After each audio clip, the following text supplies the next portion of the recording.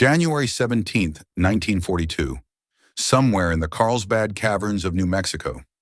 The air is cold and damp, thick with the ammonia scent of guano accumulated over millennia.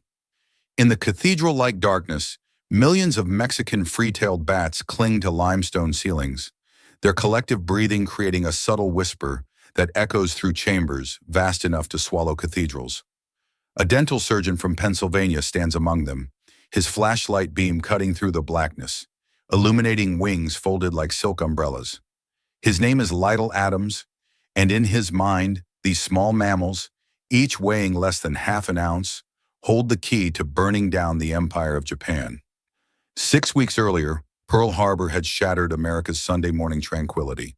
The Arizona still smoldered beneath Hawaiian waters, entombing over 1,000 sailors. President Roosevelt had called December 7th a date which would live in infamy, and across the nation, men lined up at recruitment offices with fury in their eyes and vengeance in their hearts. But vengeance required more than anger. It required reach.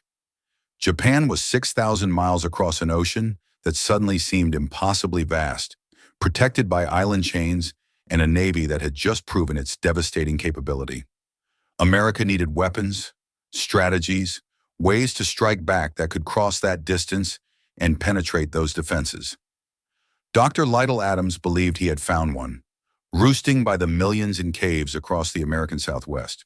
The idea came to him during a vacation, ironically enough, in those same caverns just weeks before the attack. He had watched the evening bat flight, that spectacular exodus when millions of bats pour from cave mouths in a living tornado, darkening the sky as they dispersed across hundreds of square miles to hunt. He had marveled at their navigation, their ability to find their way back to specific roosting spots in absolute darkness, their selection of sheltered places to spend their days. And somewhere in his dentist's mind, trained to precision and problem-solving, a connection sparked.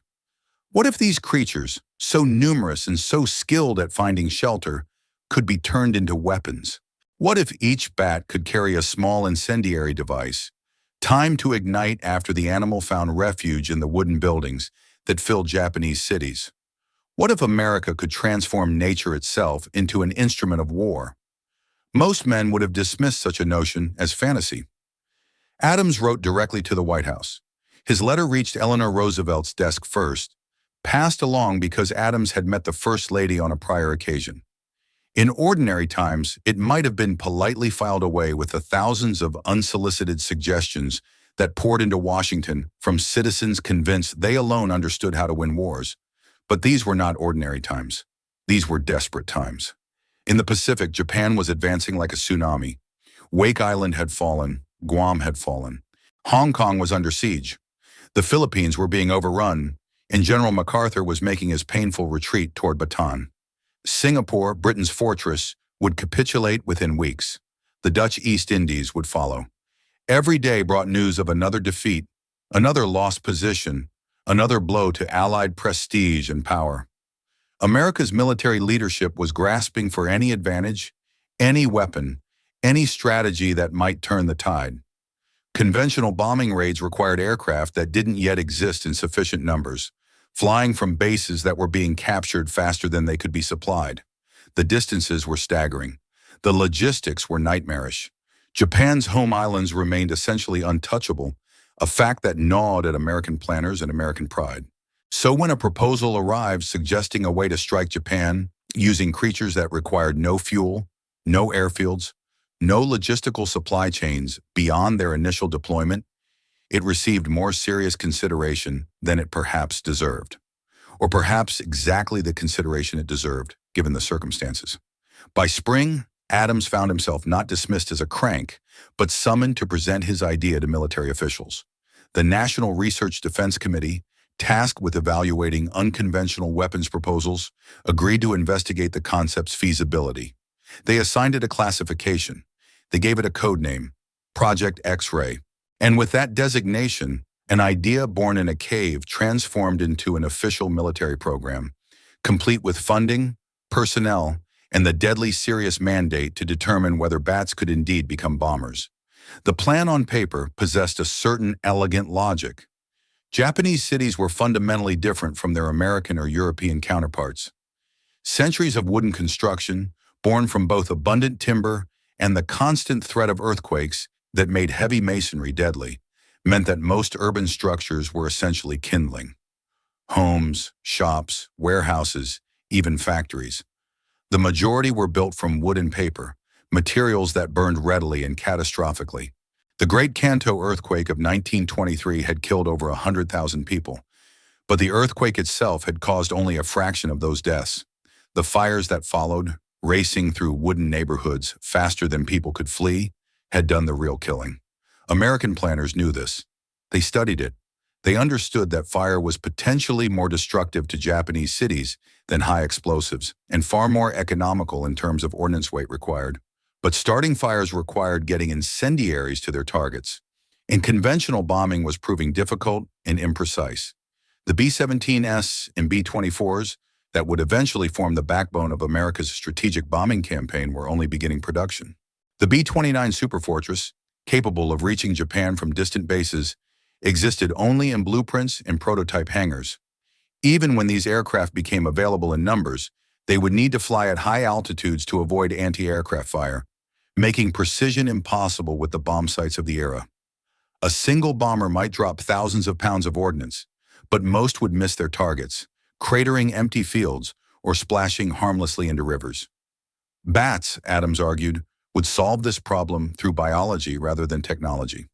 Released at dawn from bombers flying over Japanese cities, the nocturnal creatures would instinctively seek dark, sheltered places to roost during daylight hours. Attics, eaves, crawl spaces beneath wooden floors. They would disperse naturally across miles of urban landscape, each one finding its own hiding spot in structures that human bombardiers could never individually target. And attached to each bat would be a tiny incendiary device, weighing less than an ounce, containing napalm and a time-delayed igniter. When those thousands of tiny fires ignited simultaneously across a city, the result would be catastrophic. No fire department could respond to thousands of separate blazes. No evacuation could save people trapped in an urban area transformed into an inferno. The bats would do what no bomber force could accomplish. They would bring fire into the very bones of Japanese cities, into the hidden wooden infrastructure that supported civilian life and war production alike. The logic was sound enough to secure funding. The National Defense Research Committee allocated resources. The Army Air Corps provided personnel and facilities. And Dr. Adams found himself leading a team that included zoologists, chemists, engineers, and military officers, all tasked with answering a question no one had seriously asked before. Could bats be weaponized? The challenges revealed themselves immediately. First, they needed bats. Millions of them. The Mexican free-tailed bat seemed ideal, abundant, hardy, capable of carrying external loads. But capturing bats in sufficient numbers proved complex. Teams deployed to caves across New Mexico, Texas, Arizona, and California, using nets, traps, and eventually vacuum devices to pull the creatures from their roosts. The bats did not appreciate this. They bit, scratched, carried diseases. Handling them required thick gloves and patience. Transporting them required containers with ventilation and temperature control. Keeping them alive required insects, and lots of them. The logistics of maintaining a bat army began to reveal themselves as far more complicated than Adams's original vision had suggested. Then came the ordnance. The incendiary devices needed to be light enough for a bat to carry, reliable enough to ignite after hours of attachment to a living animal, and powerful enough to start fires in damp wood. Chemists at the Standard Oil Development Company were tasked with creating a suitable substance. They developed an early form of napalm, a jellied gasoline that stuck to surfaces and burned at temperatures exceeding 1,000 degrees. Engineers designed tiny casings, essentially miniature bombs weighing less than an ounce, with clockwork timing mechanisms and chemical igniters. These were attached to the bats using surgical clips and string, creating what one witness described as the most bizarre armament any soldier had ever seen. Testing began at carefully controlled sites, then expanded to increasingly ambitious trials. Early results were mixed. Bats released from aircraft sometimes failed to disperse properly, clustering together or flying erratically. Temperature changes affected their behavior unpredictably. Some died from stress before deployment. Others shed their incendiary payloads prematurely.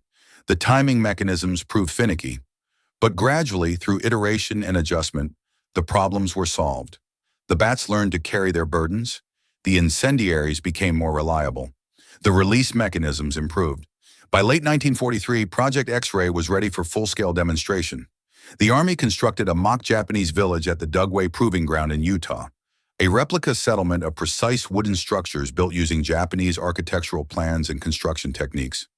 It was surreal, this fragment of Tokyo transplanted to the Utah desert, complete with tatami mats and paper screens. Into this artificial Japan, on a cold December morning almost exactly 2 years after Pearl Harbor, military observers released several thousand bats, each carrying its tiny incendiary payload. What happened next exceeded even Adams's optimistic projections. The bats dispersed beautifully across the mock village, taking shelter in exactly the kinds of hidden spaces their instincts directed them toward. When the timers ignited the napalm capsules, fires erupted simultaneously from dozens of structures. Within minutes, the entire village was engulfed. Flames leaped from roof to roof, driven by wind that the wooden construction itself seemed to channel and amplify. The fire burned so hot and so thoroughly that observers had to retreat hundreds of yards from the heat. When the flames finally exhausted their fuel, nothing remained but ash and charred post foundations. One test had destroyed what would have required dozens of conventional bombing runs to accomplish. The demonstration was a complete success. The bats had performed flawlessly. The incendiaries had worked exactly as designed. The destructive potential was undeniable. Military observers filed enthusiastic reports. Project X-ray, they concluded, was not only feasible, but potentially more effective than any conventional incendiary bombing strategy. The cost per unit was negligible. The bats were self-guiding and required no complex technology. Production could be scaled rapidly. Some estimates suggested that a dozen bombers releasing bat bombs could inflict more fire damage on Japanese cities than 100 aircraft dropping conventional ordnance. It was brilliant. It was practical. It was ready for deployment. And then, quite suddenly, it was canceled. The decision came from the highest levels of military planning, where Project X-ray had to compete not just with other weapons programs, but with shifting strategic priorities and emerging technologies that were transforming the nature of warfare itself. By 1943, American industrial production had achieved levels that would have seemed impossible in 1942. Shipyards were launching aircraft carriers in weeks rather than years. Factories were producing heavy bombers at rates approaching 1 per hour. The B-29 Superfortress, that magnificent machine capable of flying higher, farther, and with heavier loads than any previous bomber, was entering production. The logistical problems that had made Japan untouchable were being solved through conventional means, island-hopping campaigns that would eventually provide bases within striking distance, aerial refueling techniques that extended range, radar, and navigation systems that improved accuracy. More importantly, the nature of strategic bombing was evolving towards something far more comprehensive and systematic than Project X-ray could provide. General Curtis LeMay, taking command of bomber operations against Japan, was developing tactics that would transform entire cities into targets through coordinated mass raids. His approach didn't require clever solutions or biological weapons. It required only sufficient numbers of aircraft, dropping sufficient quantities of incendiaries in concentrated patterns that would overwhelm any defense. It was brutal, direct, and increasingly effective.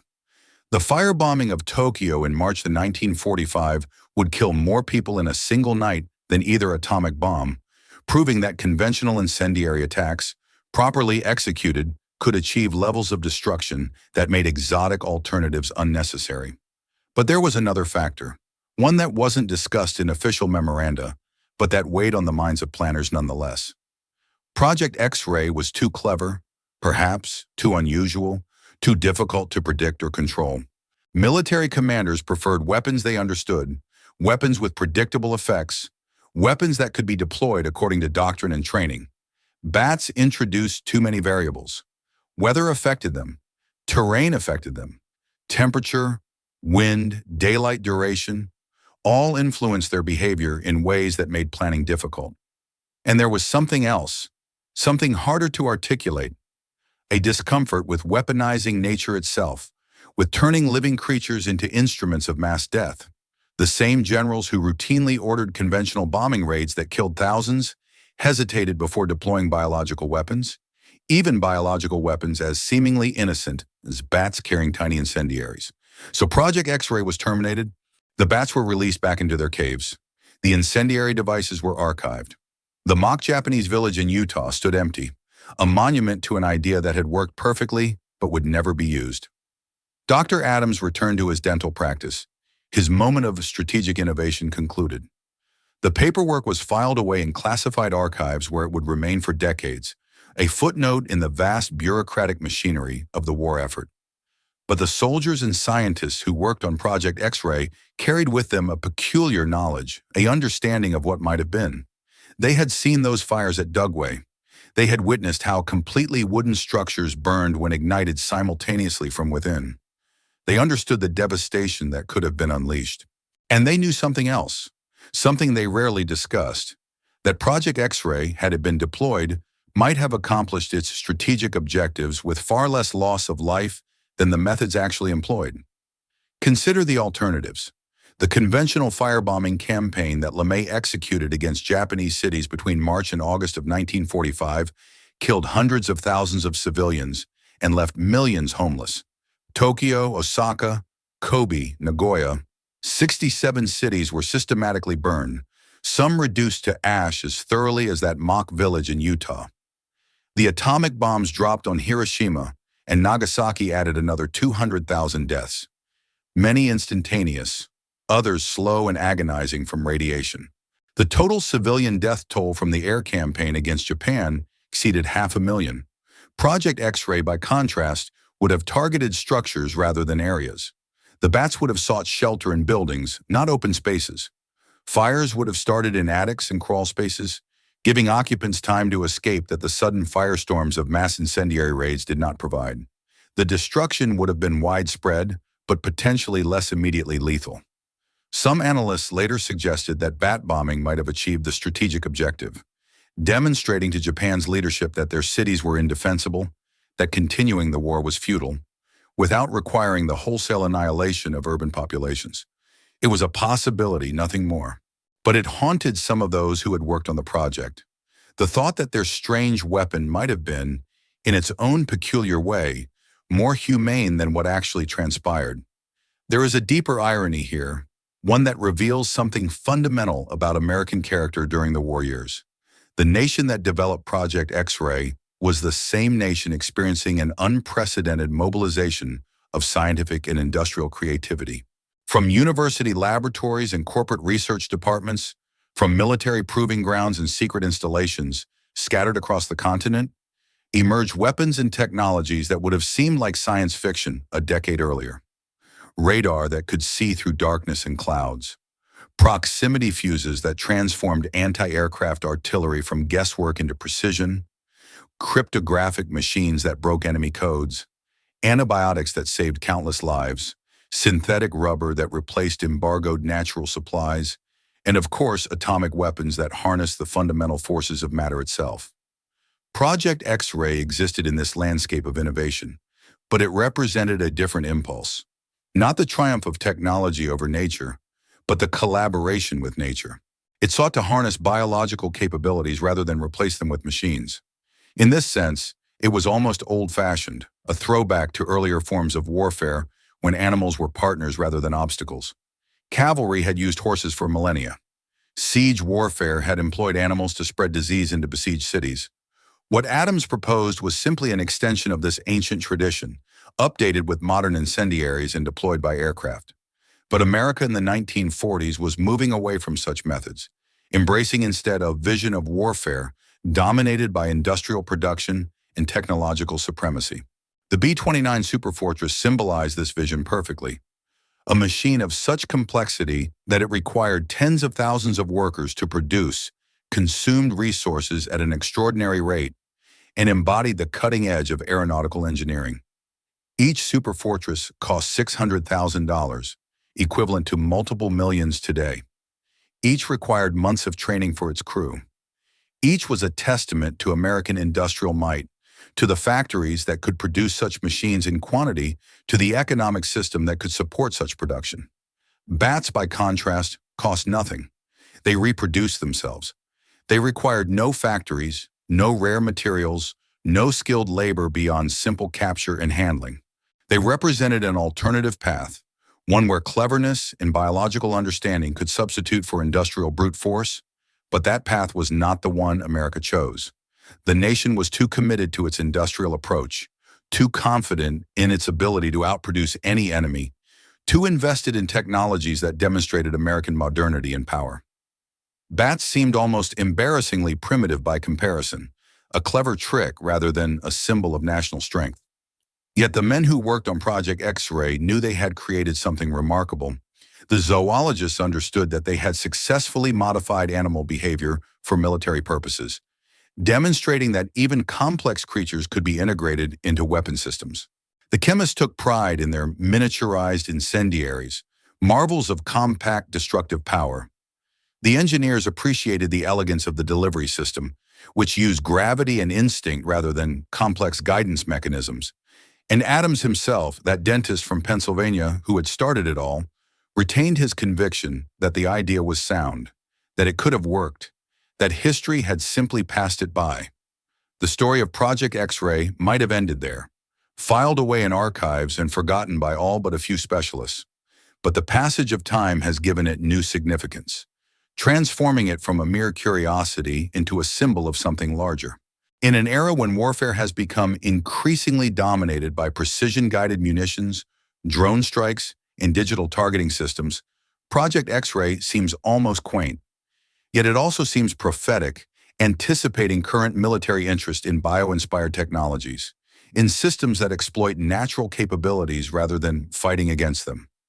Modern military research explores insect-sized drones, neural interfaces with animals, biomimetic robots that move like creatures rather than machines. The impulse that drove Adams to partner with nature rather than simply dominate it has returned in new forms. There is also a darker resonance. The project's cancellation coincided with the period when American planners were beginning to contemplate weapons of such power that they would render all previous technologies obsolete. While bats were being tested in Utah, Los Alamos scientists were wrestling with chain reactions and critical masses. The Manhattan Project consumed resources that dwarfed every other weapons program. It represented the ultimate expression of the technological approach, not working with nature, but literally breaking matter itself apart to release energy on a scale previously unknown. When those atomic bombs detonated over Japan in August 1945, they didn't just end the war.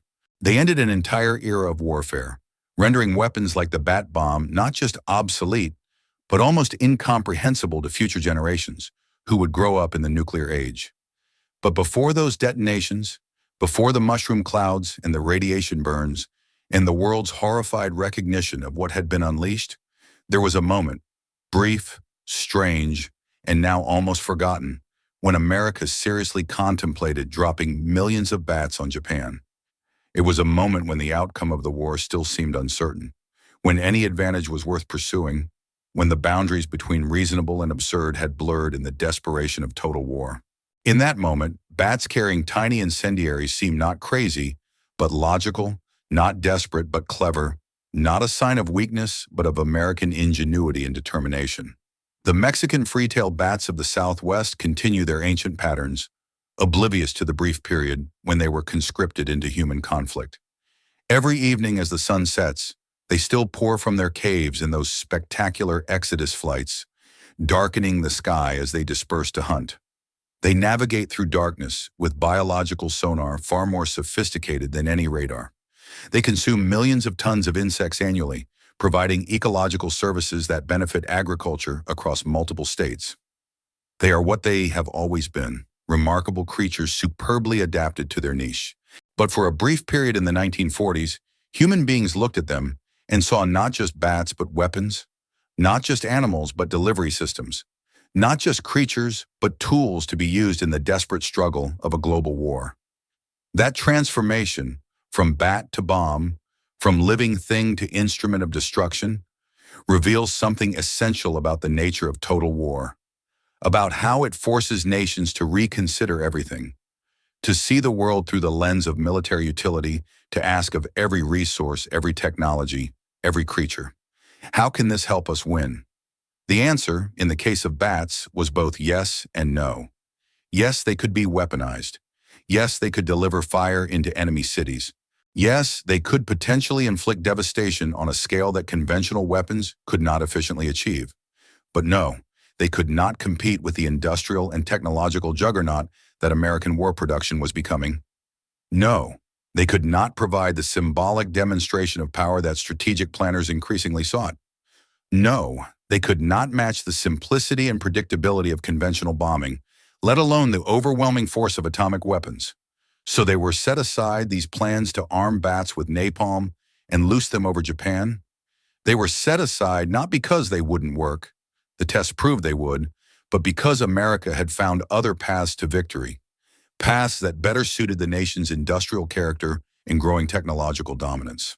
The bat bombs were too clever, perhaps, too unusual, too difficult to understand and explain.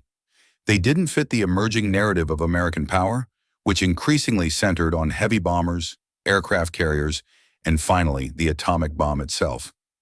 Yet the story persists, passed along through military histories and declassified documents, always provoking the same reaction. Disbelief followed by fascination, the sense that the line between genius and madness in warfare is thinner than we imagine. Project X-Ray stands as a monument to American inventiveness during the war years, to the willingness to consider any approach, no matter how unconventional, in the pursuit of victory.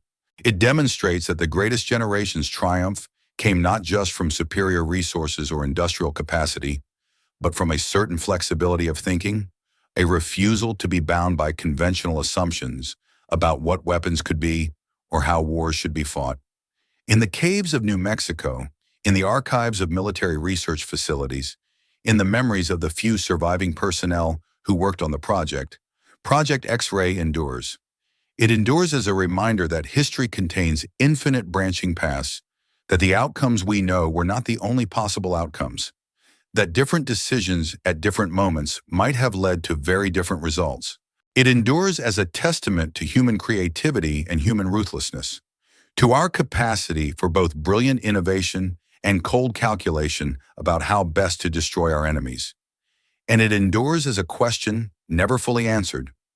Was it crazier to consider arming bats with incendiaries, or crazier to instead develop bombs that split atoms and poison the earth with radiation? Was Project X-Ray an aberration, a strange detour from the main path of military technology? Or was it the atomic bomb that was the aberration, a leap into destructive capabilities so enormous that it fundamentally altered the nature of warfare and threatened the survival of civilization itself?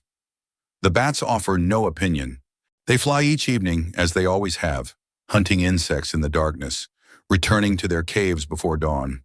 They know nothing of the plans once made for them, nothing of the fires they might have started, nothing of the cities they might have burned.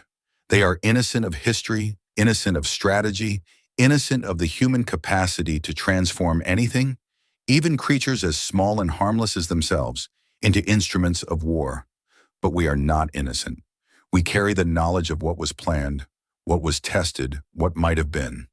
We live in the world shaped by the choices made during those desperate years, when nations threw everything they had, their resources, their ingenuity, their moral restraint, into the furnace of total war. Project X-Ray is a small chapter in that larger story, easy to dismiss as an oddity or a joke, but it deserves more than dismissal. It deserves contemplation as a window into a particular moment when the impossible became briefly possible, when bats almost became bombers, when nature itself nearly became a weapon in humanity's most destructive conflict. The plan sounded crazy, but in the context of its time, in the desperate calculations of 1942 and 1943, when victory seemed uncertain and any advantage was worth pursuing, it was not crazy at all. It was logical, carefully reasoned, scientifically tested, and militarily sound. It failed not because it wouldn't work, but because other approaches worked better, or at least seem more comprehensible to planners who increasingly favored overwhelming force over elegant solutions. That failure, that might have been, stands now as a peculiar monument to a war that transformed everything it touched. It reminds us that history is not inevitable, that the technologies we take for granted were not foreordained, that different paths existed and were seriously explored before being abandoned. And it suggests, perhaps, that in that abandonment, something was lost. Not just a weapons program, but a certain kind of thinking, a willingness to look at the world with fresh eyes and ask unconventional questions, even if the answers led to plans as strange as arming bats with napalm and dropping them from bombers over Tokyo. The caves remain. The bats remain. The memory of what almost was, of fire falling not from aircraft but from millions of tiny living creatures, dispersing across a sleeping city to ignite simultaneously when dawn came, fades with each passing year. But it does not disappear entirely. It cannot. For embedded in that bizarre episode is a truth about human nature itself, about our endless creativity in pursuit of destruction, about our ability to transform anything we encounter into tools for our conflicts, about the strange intersection of ingenuity and horror that defines warfare across the ages. Project X-Ray was canceled before it ever saw combat. The bats never flew over Japan. The fires they might have started were never lit. But the idea remains, documented in archives, preserved in histories, forever a part of the record of what Americans conceived and nearly executed during the most desperate struggle of the 20th century. It remains as evidence that in total war, nothing is too strange to consider, no idea too unusual to test, no resource too unexpected to weaponize. It remains as a window into a vanished moment when victory was not yet assured and the future had not yet been written, when bats might have changed the course of history, and when that possibility seemed not insane, but perfectly, terribly reasonable.